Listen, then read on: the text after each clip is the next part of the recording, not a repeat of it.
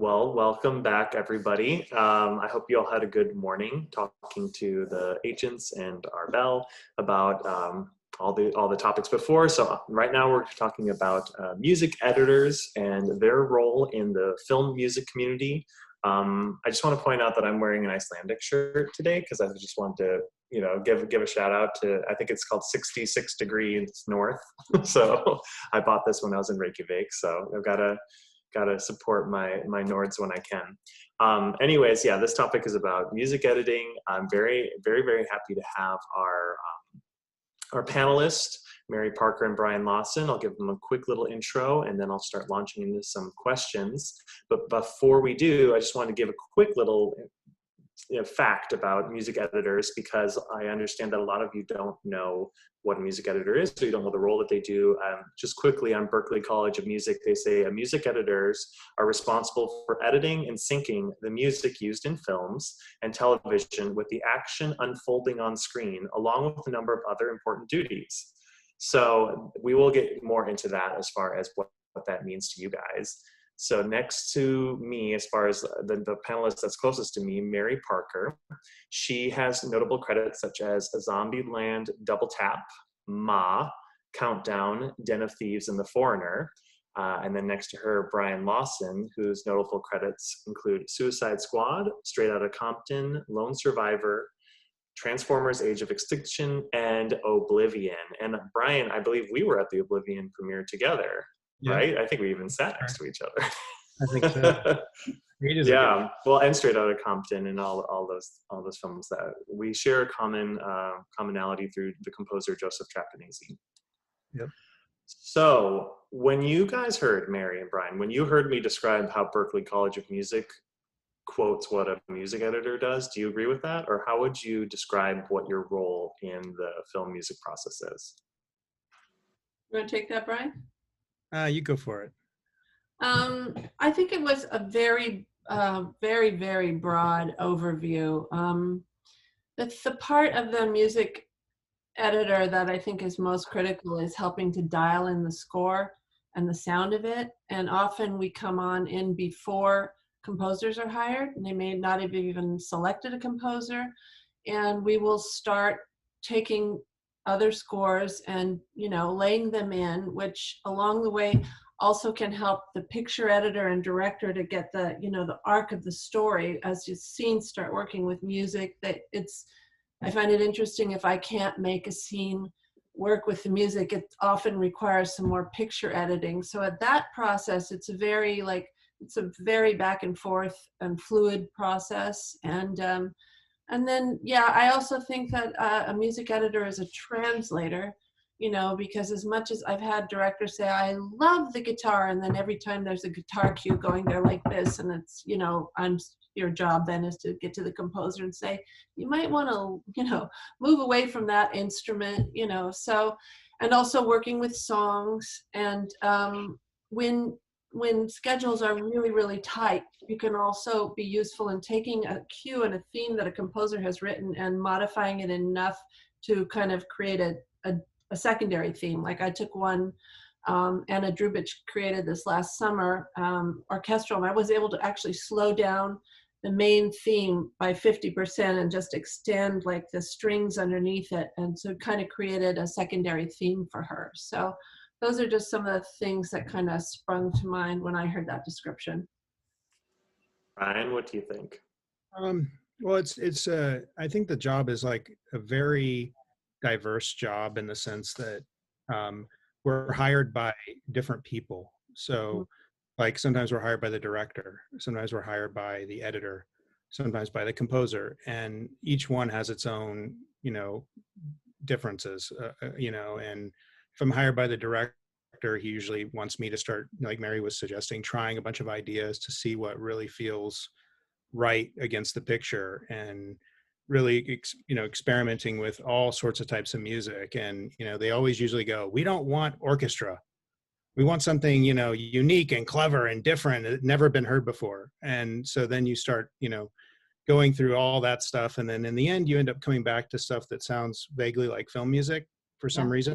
And sometimes it doesn't, but the exploration process with directors. And then if I'm hired by an editor, it's usually because they want us to come in and help lay in temp music that kind of gives the tone and helps to tell the story and does everything that music needs to do with a movie, so that they can then screen it for like studios and people. And they, pre-COVID, they used to do a lot of recruited audience screenings where they would get like 200 people, throw them into a theater somewhere, and at the end they would come in and give cards and say, what did you think of the movie? And usually music doesn't come up that much, but sometimes they would ask questions about the music. And so that's that kind of side of the job. And then there's also the composer hiring you, and where you're basically, I look at it as like I'm kind of like the eyes and ears of the composer when they're not around.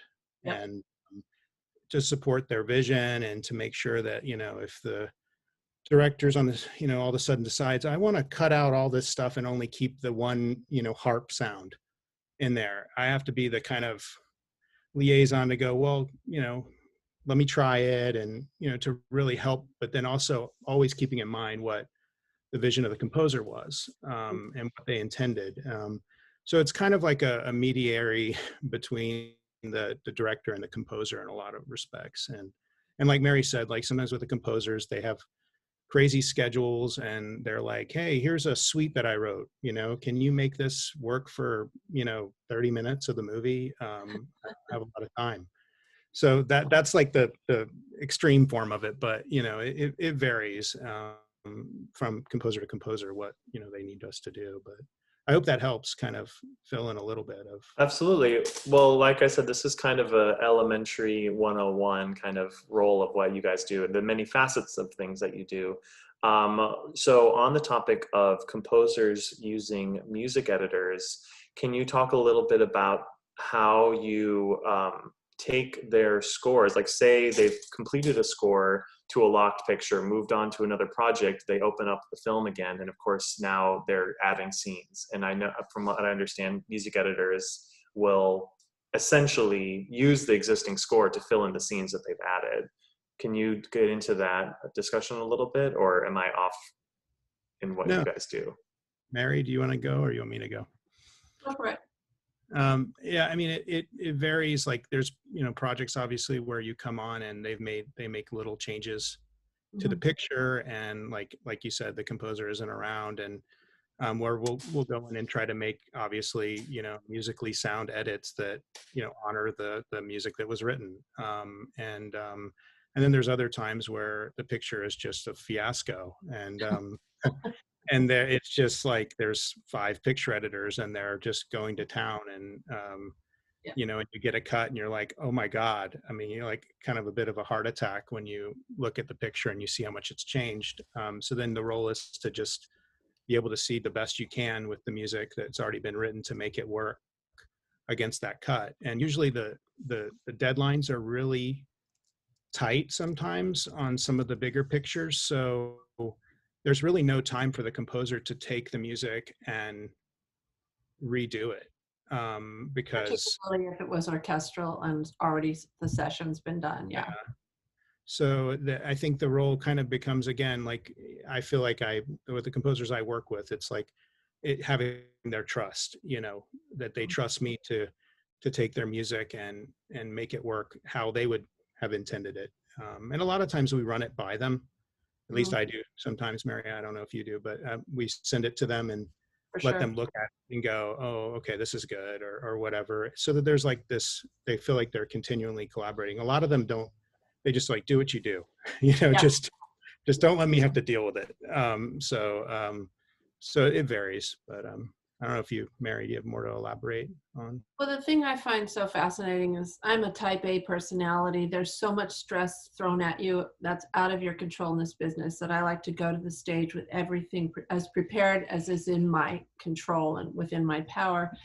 But no matter how prepared I am, I'm always awed by what happens when it all comes together, when the sound designers brought everything in, when the dialogue's been fixed. And, it's in those moments where you really do start the fine plastic surgery of maybe, carving a cue out earlier. Maybe the sound design is really we get a lot of those drones, those pitched drones they'll bring in, and they can sometimes create a terrible dissonance with the composer's cue. Like Cliff Martinez works with a lot. He's an electronic composer. He's amazing, and he's one of those who's like, do what you do, thank you.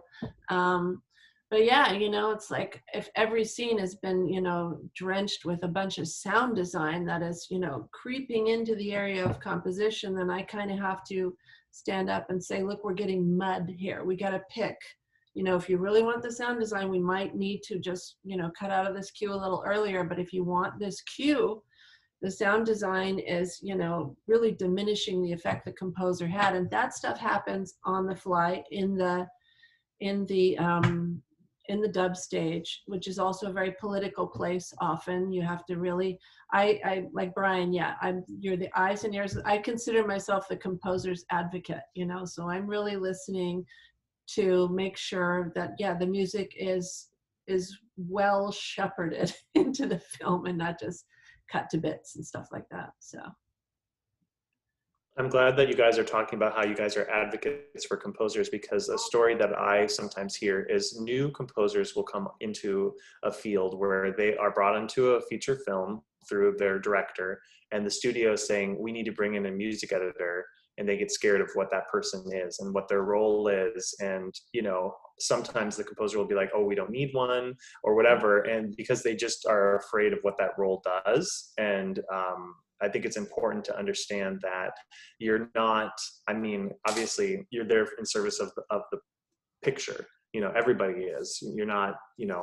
there to purely defend the composer. You're there to also mediate and say, listen, this is what they're coming with, and this is what you're coming with. And this is you're kind of like the negotiators, I feel sometimes. Is that far off, or would you say that's correct? I think that I'm so glad you brought that up, Chandler, and I'm going to guess Brian is going to agree with me on this one. If you don't have a music editor on that stage, a non-music sound editor, sound mixer they're going to make the moves. They'll do the fades, they will do cuts if they're asked to do it. I would imagine you'd really want someone who's musical handling the music, because it will get handled once it goes to a dub stage. And, I think everyone tells us, and I'm sure Brian can tell you what great musicians they all are and stuff, and how wonderful their cuts are. And I smile and go, yes. And then I quietly fix it when I get a chance to. Anyways, how about you, Brian? I think like being between the director and the composer, and ultimately going to a dub stage where it's just the director, you have sort of it's like a fiduciary duty to kind of honor what the composer wanted, at the same time making the director think that what he wants is what the composer wants. So it's like a psychology game, I think, more than anything. And thankfully, when it's a pleasant experience and everyone's happy and everyone likes each other, which happens, sometimes. But there's, when it's a really, tough situation, and there's a lot of people that are, it could be as simple as like the film isn't very good. So there's a lot of like push on the composer to make the movie Great. work better with music, and the music's got to do this, and we all know inside it's like, okay, this film is just not good, but what can we do? So we have to be that bridge to kind of say what music can do and what it can't do sometimes as well, to try to help the composer not be writing 24 hours a day for the next 5 weeks, to try to satisfy demands, that are really crazy. But, I think the role, like I say, it's psychologist. It's really like music is something that a lot of filmmakers just don't know or understand. And so we really are the people that have to kind of decipher, okay, when he says that he wants this scene to be warmer, what is that? And how can we help the composer if they're not getting that and he wants something different? So it's really like a kind of aid. I think if you haven't used a music editor, you're probably going to like it when you have one, if they're someone that gets your style and your taste, I think ultimately. not trying to make like an ad for music editors or anything, but We like Well, what we do. It's a difficult job. We wouldn't do it if we didn't love it. You know, and to your point about like as simple as the film isn't good, I'll never forget on one movie I was on, we were like on the 5th cue from the composer. They were talking about songs and there was battling going on. They were actually considering replacing the composer. And I had an alt ready at the last minute. I knew this director loved this song and had been groomed in another spot and I threw it in. He's like, yeah. And then I heard him say to the producer, yep, I wasn't happy when I wrote that scene. I didn't think it filmed very well. And, you know, it was fucked from the beginning and we were supposed to fix it for music. And it's like, that's when I learned, you know, sometimes that's what you've got. You've got a trouble spot from the get-go. And, you know, the best you can hit is the psychology and the quick talking and whatever you can do to, you know, fix the spot and not, you know, if somebody's going to take, they'll often battle other battles that people have had along the process will finally have it out over music. And it's nice to try and dial those down quickly before, you know, shit gets dumped on it that never got deserved that way. Pardon my French. No problem. Music is the last thing too that they can change, you know, and I think that's, you know, in their mind, they think, you know, a lot of them are wondering, you know, we can't change anything with the picture. You know, if we had VFX, we already did that. We don't have so they can change the music because they know it's possible, you know? So I think to some extent, like, and by the way, the schedules, the way they work is they always get pushed and pushed and pushed. And if you're the last thing, which is music, you're kind of in a tighter spot, which is why a lot of composers really have a challenging time. Like I did a movie with Stephen Price, this movie Suicide Squad, and it was a really tough project. And he is just such a strong writer as a composer. I mean, just really writing and writing and writing, and all night long. I mean, just like unbelievable. But the picture kept changing drastically, and then they reshot for 30 days, and then they wanted to put that all together. And so in the end, you know, it's just a miracle that it ever gets done, you know? And so Stephen was recording and doing everything in the 11th hour. Like the day before we were supposed to ship the movie, he was scoring on the stage. So Wow. it really varies, you know, a lot. And when you have a difficult situation and circumstance, I think the composers have to lean on music editors to kind of, again, hey, I can't do this because there's just no time. And some of them have, you know, assistants that'll do the stuff as well, but really there's no time to tip it back from one place to go do a recording, to come back and do this. It's just, time is the thing you can't buy when it gets to that kind of deadline, you know? Absolutely. Obviously, if any composers have questions during this conversation, I'm eventually going to turn it over to you to introduce yourself and say hi. Oh, go ahead, Par, if you want to say, if you have a question. You said time. Time is a key factor at that moment. I would also say a fresh perspective also. Mm. Yeah, sure. For sure. Yeah. I mean, especially if you are soaked out, you are drenched, you are totally in that situation, you know, and to have a fresh perspective how to navigate that's also a key factor.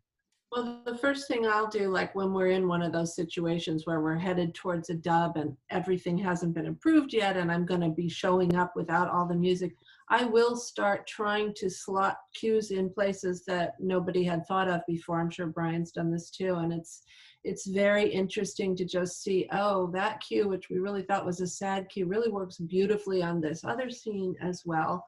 You know, and yeah, I've had that experience with a lot of composers, Par, where they're just really grateful that you're looking at their music in a way that they're not seeing it, and you know, and offering.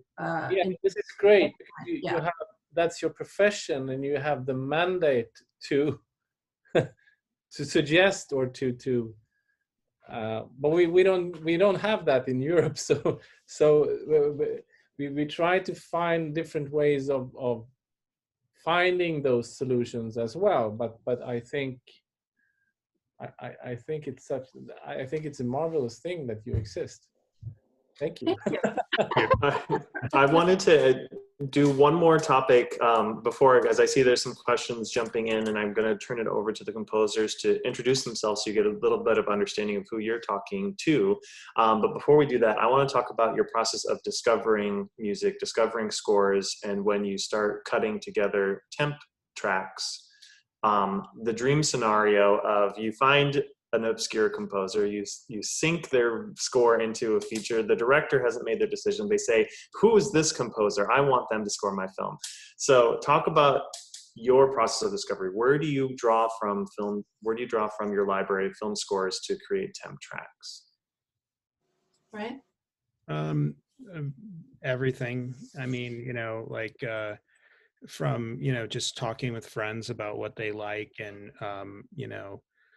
and publicists that bring us great composers, that tell, like Chandler, when he brings us awesome composers. No, various things. I mean, I even go on SoundCloud and just start looking at different ideas.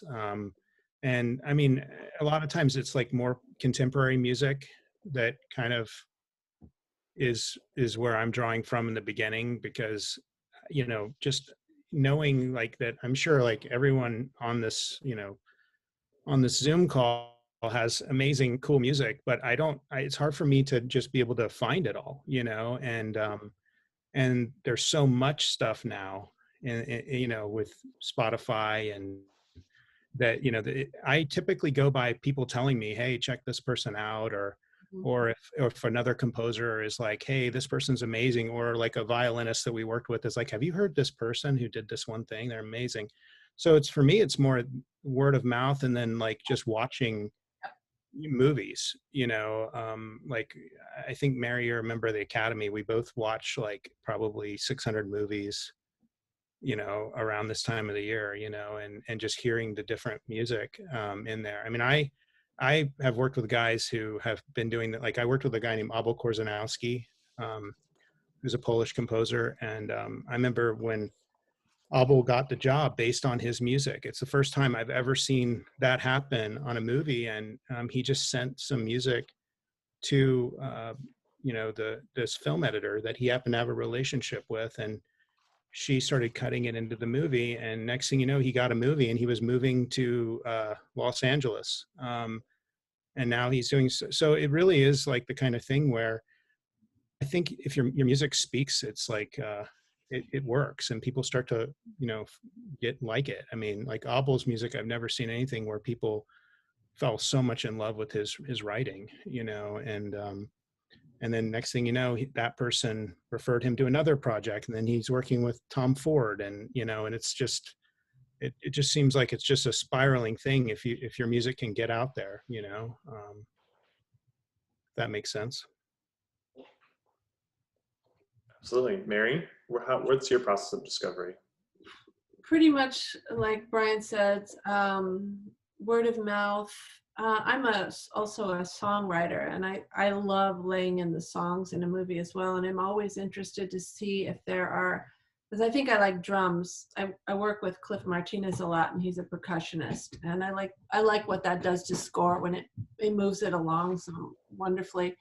And so I will often look in the song world to see if somebody's got a long, interesting song that, maybe doesn't have vocals or anything like that. And I was going over my sync agent's artists just to see who she was also representing. And it was like, oh, wow. I was like 3 artists. I was like, I could track with these, whenever it can sound, anything that leans into that song world is like the Quentin Tarantino vibe, everyone thinks that's so sexy. So, and picture editors also have turned me on to some amazing score composers that I was unaware of. So yeah, it's a tight-knit community. We will send out the SOS on our various groups here, Facebook groups, like, I need, electronic score for a sci-fi movie and they hate this. Any suggestions? Brian's helped me out that way before too. I was on a job and like, oh my God. So yeah, it's pretty much word of mouth. Great, yeah. So obviously, like you said, SoundCloud, Brian, social media, and just, the community of composers, editors, agents, everybody that the composers are currently meeting on this conference could all kind of contribute to the word of mouth that can happen within Los Angeles. A couple of questions that came up in the chat that I just want to bring up before I have the composers jump in.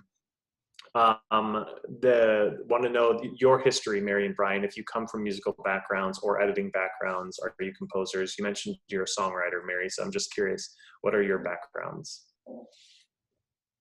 Yeah, I mean, I was a musician, and like, you know, from like my grandmother had her doctorate in music, and so I was always around a piano, and but I kind of rebelled and got into the guitar because I thought that the piano was super lame at you know, in my teenage years, and then now I'm getting back, and I love, of course, I love working with orchestras now. So it's like just a love of music for me, and just the association with, you know, musicians. And I worked in a lot of recording studios, like with, like, you know, different bands and everything, and working as like an engineer for a while, just because I really enjoyed just the process of the creation of music. And I mean, quite honestly, I didn't know that there was such thing as a music editor either.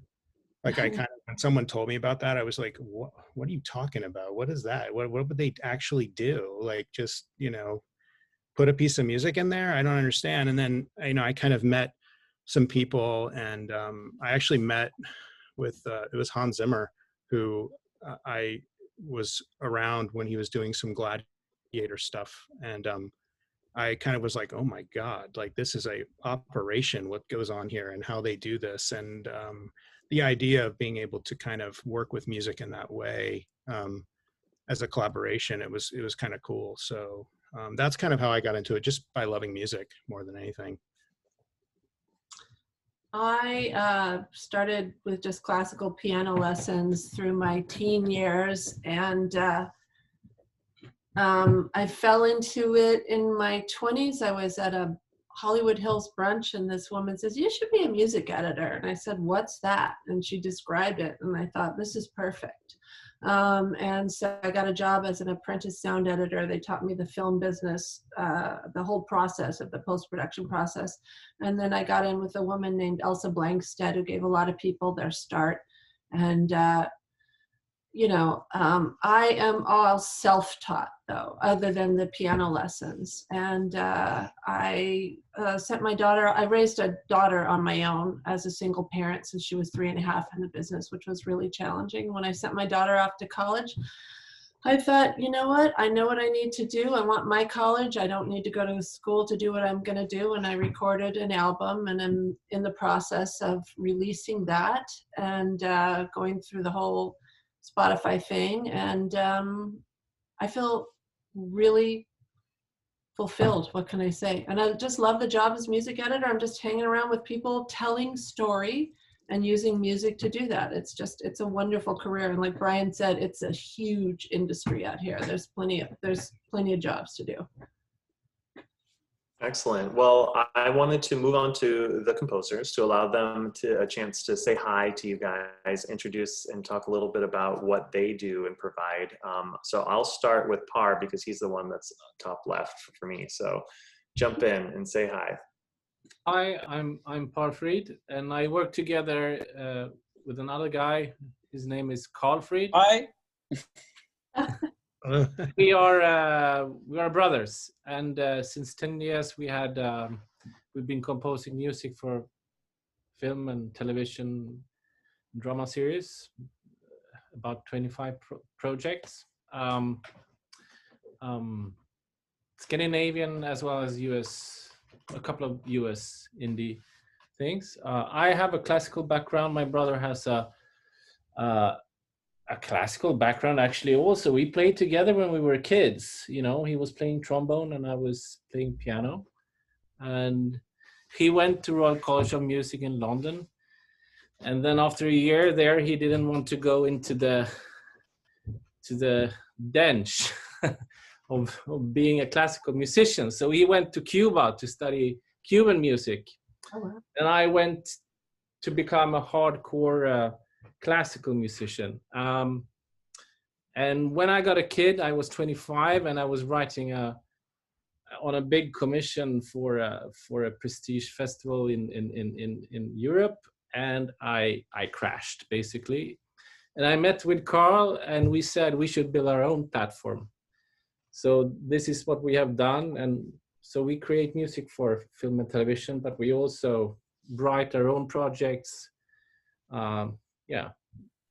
Thank you, Par. Thank you. Next up, we have Halvadur. You are next on my screen. Hello, my name is Hallvarður Ásgeirsson. Americans call me Vardy. It's a bit easier to pronounce. I like your t-shirt, it's good. Thank you. I write for films and dance. I write kind of experimental atmospheric music, and I do some songwriting also. I've been working with Grímur Hákonarson, who did Rams. I did some films with him earlier in his career, and I work with a choreographer called Saga Sigurdóttir. We've done 4 pieces, and then I'm working with Richard Rancher, and we're doing a streaming film which uses brain controllers. Yeah, that's about it. Nice presentation. Thank you. Thank you, Halvadur. Next, I have Marco. Hey, I'm Marco, and I'm born and based in Helsinki, in Finland, and I've been almost like 20 years career in music. Or actually, it's actually longer already. I first played in a band, and then I did set up my own band and started to write my own music, and which was released also in States, first in UK and then in Finland and then in States, and we toured most of the cities in US and some parts of Asia and Europe, and it's almost 15 years ago. And then I've been writing music for TV adverts and over 20 like short films, features and documentaries, and I run a small, like a 5-member production company based in Helsinki, and we do sound design also, and we've been happy to contribute to some really great artists like The Weeknd, for example. And but I'm actually really excited about your presentation, because it's so kind of practical, and also there's been a lot of talk, because I really don't know anyone here working, or maybe in any of these northern countries, working with music editor. And I've been like really lucky, because we've had this in our company, we've scouted like really good talent and young talent, and the last 3 projects I've been working, I almost had this sort of like music editor relationship, and because I found this sort of like really talented guy, and he's way beyond that sort of like that it's like only like editing, but it's actually exactly what you Brian told about this, like when you were slowing down the like 50% of from the original, and then had this sort of like another cue written, or not written but edited. And is there like, I'm just really curious about this sort of like really practical thing that is there like some sort of great way to kind of organize that? Do you work on stems, like when you get when you get the music from composer's house or composer, is there like some sort of like a good way of laying down the stems? How does it work? How do you treat the material, and how do you see the material? Because it varies. I mean, like I, you know, certain composers I work with, I actually work inside the sequencer now too, a little bit, which makes it easy because there's not a lot of files going back and forth. But some, people will just print stems like of just about every element, and will just give that to us, and then just manipulating the audio in various ways. And like I said, when you're working with a composer, I always share before I would play for anybody, because it's one of those things where my idea might not be what you would like, so but it really is a lot of the manipulating of the audio. It takes like a lot of different stages, right? So there's the stage where you're writing material, and then I'm trying to help, like Mary was saying, fill out other spots maybe, and try things and just say, hey, this works here, what do you think? And making you look like you're writing way more music than you really are. And then we, once that becomes like something where it seems like people are into it and they like it, whether there's recordings that are going to happen, if that's samples, and then we want to replace it with some live elements, then typically after that phase, it'll go into, we'll go and record some stuff that we'll add to it. And then someone will, mix it together into whatever 5.1 or 7.1 or Atmos even sometimes. And then we'll take those stems to be mixed at the dubbing stage. And a lot of times the directors and everybody will want to have everything separate as much as possible, because you don't want to be the person that has to tell them, sorry, we don't have that for you, when we have no time, so it varies. And I think it varies on the projects, obviously, what budgets there are and everything like that. But I hope that helps to kind of answer that. Yes. Thank you, Sure. Brian. I'm going to move on to our next composer, Lisa Montan. Please say hi. Hello. I'm Lisa Montan. I'm a music composer for films and sound art, and I'm based in Stockholm. It was very lovely to hear you speak, and I think we lack this profession very much in Sweden, because it used to end up, in the best cases, I'm sitting with a lovely sound designer and we doing your work. And I think, because I think it's this new angle, and we really need it. So it was so inspiring to hear you speak about it.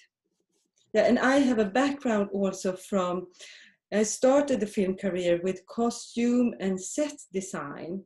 So I think it's something that now I can see there is something missing, because it's like when you describe it, it's like a set designer for a vision for the audio that a set designer or the art department have here. So thank you very much. Yeah, that's a great comparison, because of course a production designer thinks of the design like a composer, and a set designer sketches it out and how the construction is going to be built. So that you're right, that role of set designer in the music world, I guess, would be like a music editor in a sense. I think it's an interesting way of putting it. Next I have Sus. If you want to say hello. Hello, thank you so much for this very insightful talk. My name is Sus Gunvor Reiberg. I'm a Danish electronic composer and sound artist.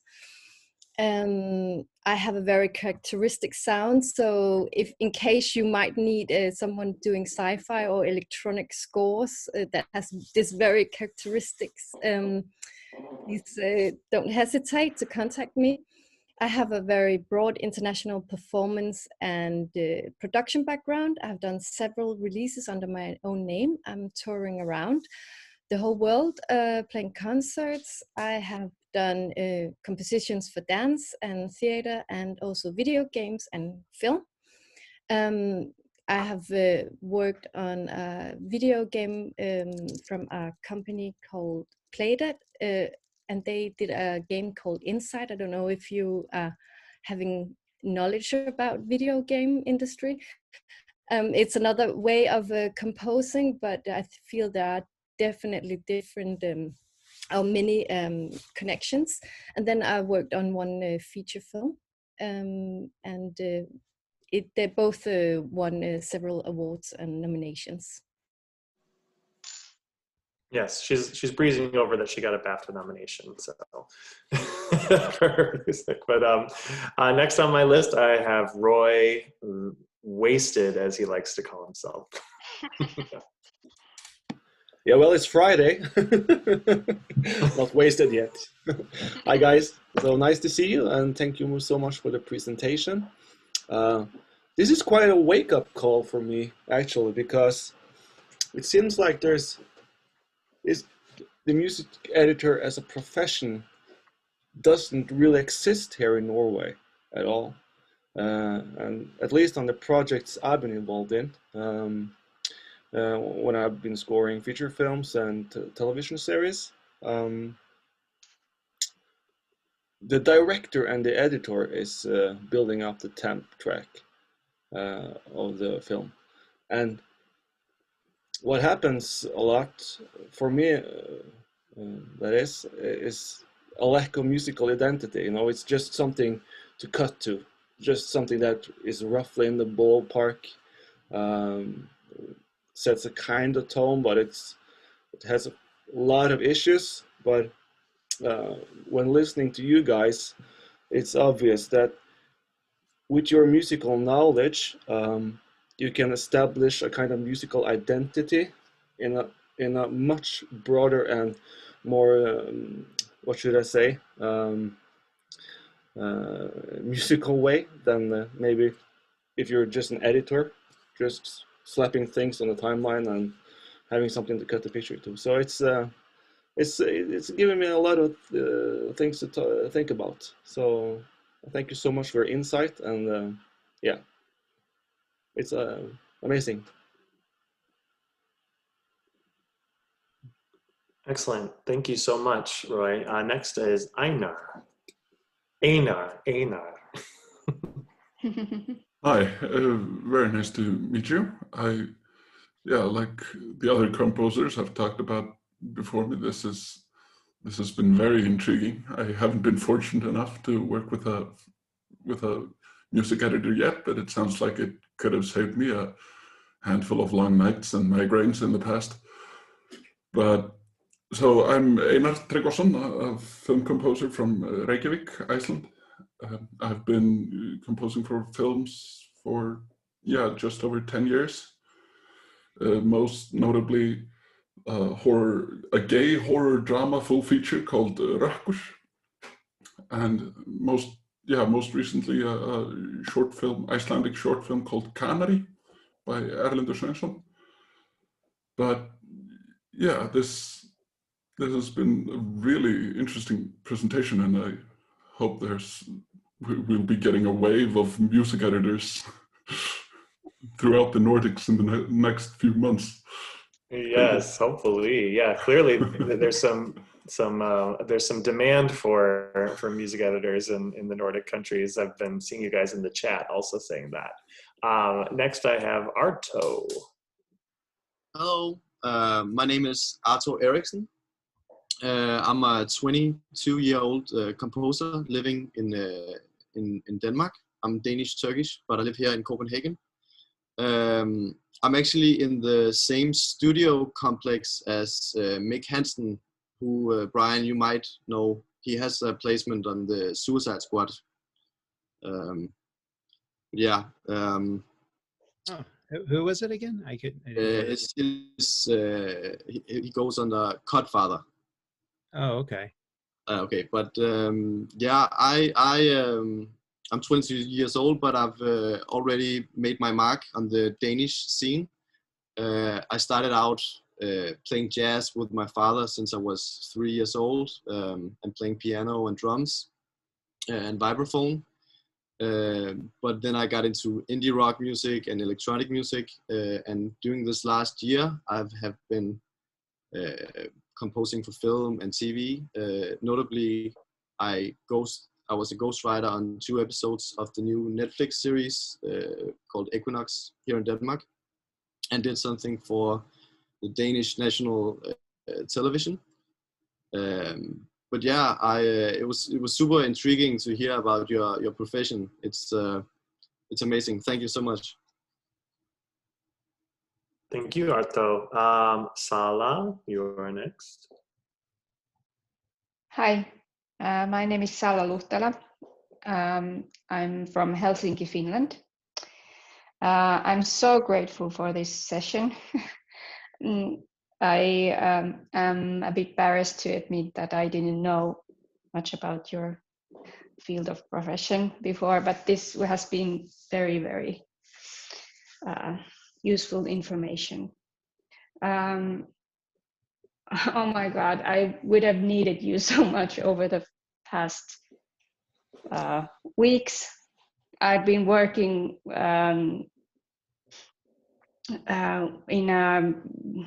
in a documentary project, and in advance we agreed that I would have 5 weeks for composing, recording, notating, mixing, and I got 2, and I have been working 16 to 20 hours for the last few weeks, and it's been super stressful, and there's no one to call. I don't know anyone who would do the job, your job here in Finland. So yeah, I've been composing. I tried to calculate it. I think I've been composing 40 minutes of music last week.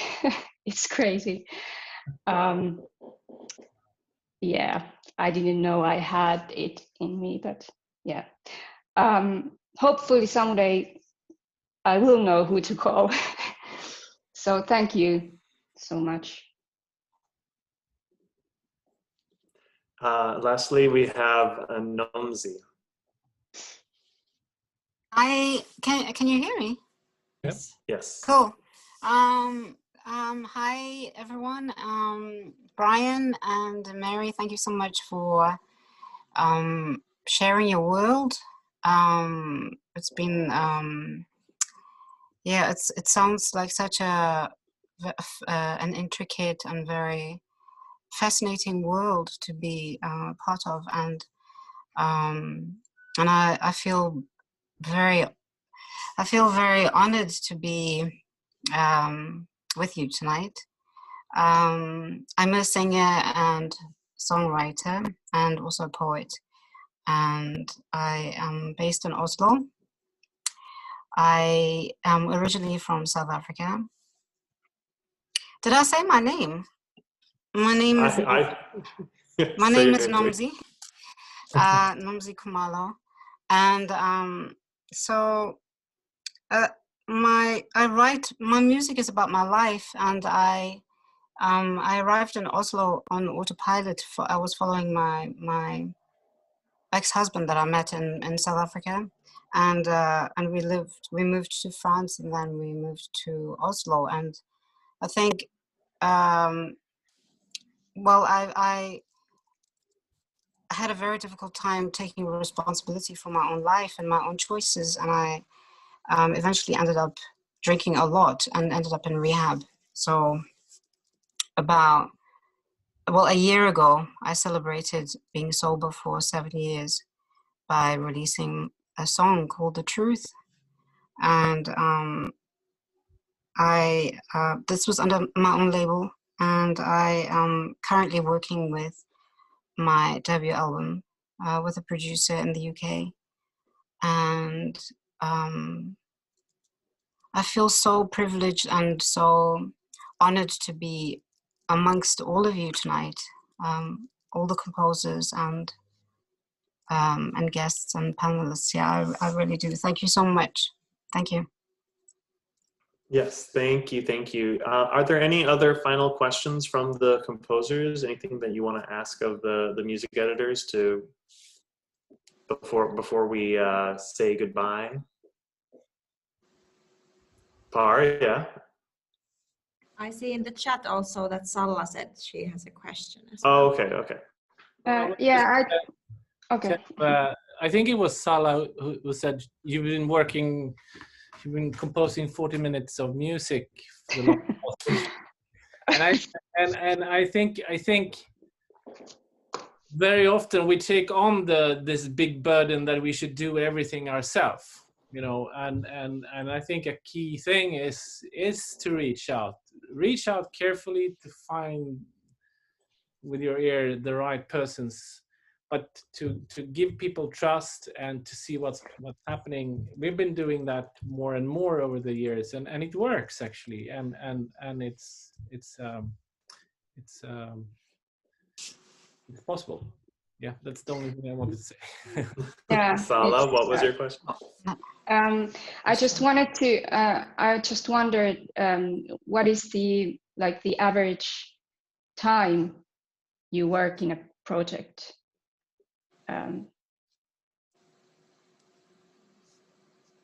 Mary, you want to go, or you want me to? Well, it all depends on the budget and, you know, how troubled the project has been. I mean, it can be as little as a month or 3 months. Animation goes, what, like 3 years? Take it, Brian. Yeah. Very, like Mary said, I mean, there's different kinds of jobs. Like, it's a lot. I mean, like film editors, in a sense that, you know, you can get brought into a project that's a problem, like they don't like the composer and they want you to try different things, and then sometimes you're brought on with the director very early when they first start the director's cut of the picture, and so you can be on through post and all the way through. So I think the longest show I've been on was probably 18 months. Oh my God. And by the end of it, I was really tired of that. You know, I mean, part of the thing that's great about our jobs is we don't have to go to the same place every day. You know, it's like you have a different thing to look at. It's something new and refreshing. Yeah. But yeah. Sus? I just have one question about, could you say anything about an average time that a composer would deliver to you for placing? Like, could it be that if it's a big project that they only maybe deliver 20 minutes of music and you make it basically fill out the whole film, or would it be more like 40 minutes? So is there an answer to this? I think it varies. Yeah, it's really different. I mean, I think, I mean, on some of the harder situations, like where, like Sala was saying, when you have such little amount of time, you know, that, you know, maybe the composer can only write a few things, but then there's also additional people that are brought in, you know, to write. And so it's not just a music editor doing it. It's like a team of people that, you know, you feel that they've, you know, the composer has people he's worked with a bunch and he'll do that. But I mean, I think the worst case scenario I've had was I had a project where there was a typical, like a more Hollywood based film composer, and then there was an artist, and the director couldn't decide what he wanted to do. And in the beginning of it, I said I wanted to, you know, why don't we just have them collaborate together and make it work? But then the artist didn't want to collaborate with the composer, and the composer didn't want to collaborate with the artist, and they had already hired them. So it was like kind of a weird thing. So both people got mad. Both people didn't write very much, but then somehow we had to make it work to make it the score. So they had to have the artist version of the score and then the composer version of the score, so that the director could just pick and choose which one he wanted. So that's like the really the far extent of it. But typically it's like the composer will look at the project if they're working in tight deadlines and say, you know, I'm going to write a piece that's about like this kind of feeling. I'm going to do this feeling, and I think that might cover the film. And obviously, there's a few pieces that have to be done that are like in between that. But that's kind of I think if it's like our job, Mary and my job is also kind of like to look at the picture and knowing what's going to happen with visual effects and all this stuff, and be able to be kind of a bit of an architect of knowing what emotions you're going to need from music, I think, in a way. So, but it varies. It really does vary, like project to project, how much is written. So I think we have time just for one or two more questions. I know Nomzi had a question and Carl had a question, so if those can be the final ones before we say goodbye. So Nomzi, why don't you go first? Thank you so much. Brian and Mary, one thing that I did forget to mention is that I really do want, one of my biggest goals is to match my music with film, with visuals. And I wanted to know, is it possible to send you some music to Absolutely. Well, I'll jump in. Yeah. Sorry, go ahead. I'm open to being in touch with all of you, please. I think, Chandler, you have my information. Absolutely happy to help up and coming. Thank you. Same here. Thank you.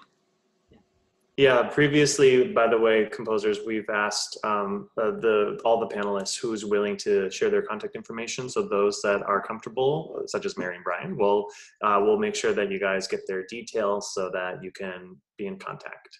So thank you so much for that, Mary and Brian. And Carl, if you can close us out with an amazing last question. Oh my God, I have such an amazing question. I just forgot about it. No, but thank you guys so much for sharing. As we've all pointed out, it's we really miss you guys here. So if you ever want to move to Scandinavia, you're more than welcome. But no, I had several questions.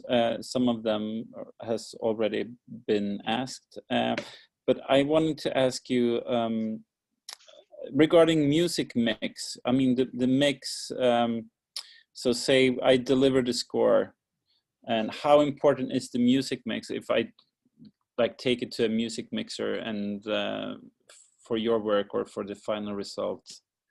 Do you normally work with like unedited material, or do you prefer to work as it, I mean, down mixed in a sense, or pre-mixed? We would typically get stems and then have a 2 mix and a 5-1 or 7-1 mix that's equal to those things. And I worked with a composer recently who sent a mess for every single cue, 75 different elements. One time it was called synth. The same thing was called perk in another cue. And what that does is it takes away the time the mixer has on the stage to properly handle your music. So housekeeping is critical. It's your best friend. And the 2 mix or the 5-1 mix is also important to make sure that, you know, if you're listening to something and you're like, I think we have bassoon in there, and the mixer's like, I don't think so, you just say, please hit the reference. We need to know. So, Brian, anything? Yeah, I mean, I think exactly what you said, Mary. I mean, that's pretty much the way we're delivered. I mean, as far as what you would deliver or send to people to try to get people to listen to your music, I would say just, you know, do what you like, you know, what sounds good, you know, to you. I don't know that it has to be a professional mixer to get into a film. I mean, I've had some things go into a film that was someone recorded on an iPhone, you know, so. No, of course, sorry, but that's also, I mean, something I think a lot in the Nordic countries as well, that, you know, the composer is supposed to do everything, you know, so like, and then it's all about the final mix, or maybe you call it the dub stage. It's like the final mix, and you sit down, you have, if you're lucky, you have 1 or 2 days, you know, with the sound engineers, sound designer, and, you know, to get everything down and mixed. And so it's different ways of working, I think. And so it's really interesting to hear like what you guys expect and the importance of that, of using a mixer for the music itself. Well, thank you so much, everybody, just quickly, I always send a streaming link and a download link. I always encourage people to give people options if you're sending music. Sometimes they want to download it because they want it for their files. Sometimes they just want to stream it just to get a feel of it. So just send both. But I'm going to wrap up the panel now and say a big thank you. So please help me in thanking Brian and Mary on their panel. Thank you. Thank you so much for being here. We greatly appreciate it. Thank you. And yeah, I'll make sure that everybody gets your info. Thank you for having us. This was wonderful. Thank you. Thank you. Thank you. Thank you. You guys can sign off. We're going to stay on and say goodbye to our composer delegation. So you guys can Bye, Brian. take Bye, off. Mary. Thank you so much. Bye, everyone. Thank you. Have a nice day. Thank you. So, day 2, unfortunately gone already. I know this was tons of information.